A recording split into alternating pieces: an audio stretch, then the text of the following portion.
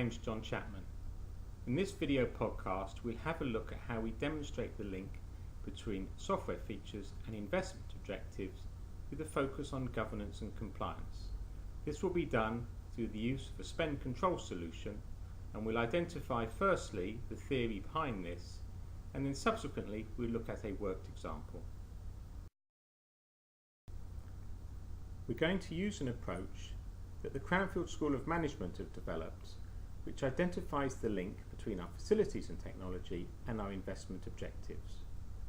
So on the left hand side, what we're able to see is the facilities and technologies that we're going to implement.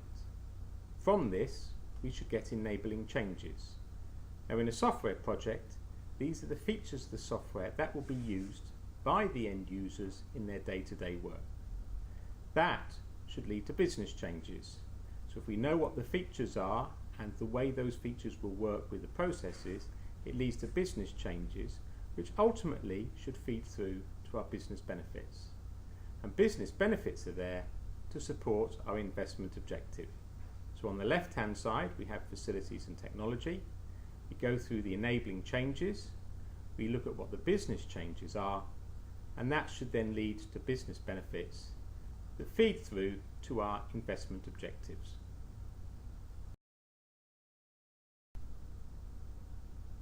So we've looked at the theory. Now let's go through a worked example. And as was said earlier, this relates to governance and compliance. So we have our spend control solution on the left hand side. This is our facilities and technology. And from this we have three enabling features: the authorization hierarchies, the approved supplier list, and the goods receipt note entry. Now the authorization hierarchies then lead through to the business benefit. So that enables us to show that purchase orders must be authorized by the appropriate person. So all purchases are raised through a purchase order, and then it goes through the hierarchy before the purchase order is issued to the supplier.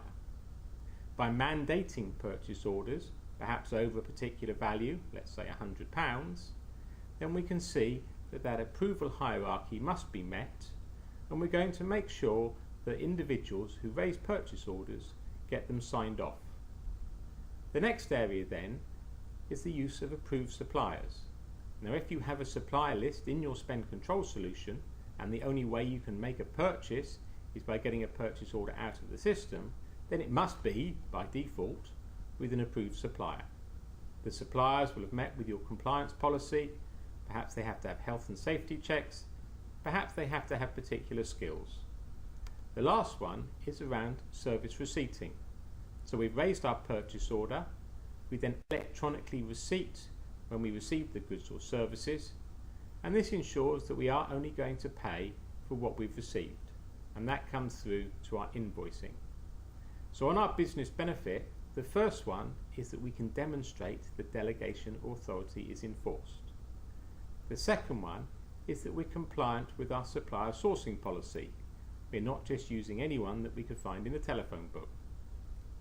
And the third one is that when invoices are entered in, they must match the purchase order and they must match what was receipted. Now this is very important because we're not then going to pay for goods and services that previously may not have been proved to have been received by the organisation. That ultimately leads through to our investment objective, which is governance and compliance. So on the left hand side we have our three features. We've identified that we've got 4 business changes. That leads us through to 3 business benefits to deliver ultimately improved compliance with our governance policy for the organisation. So what does this mean to the great and the good? Well, we need to understand how the business changes affect the different parts of the organisation when we deliver our project.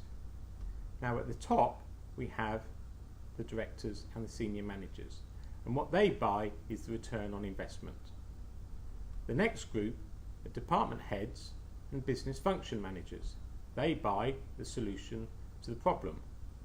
And the third one is our users, and they look at features and benefits.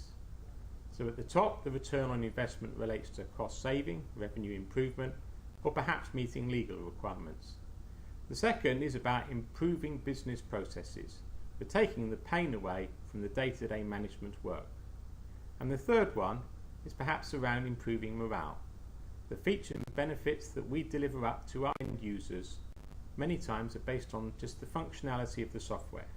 So if we can make their life easier, then that should be of benefit to them.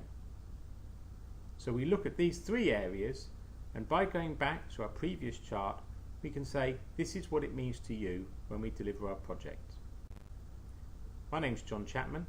I hope you've enjoyed this video podcast. Please give us a call. We look forward to speaking with you soon.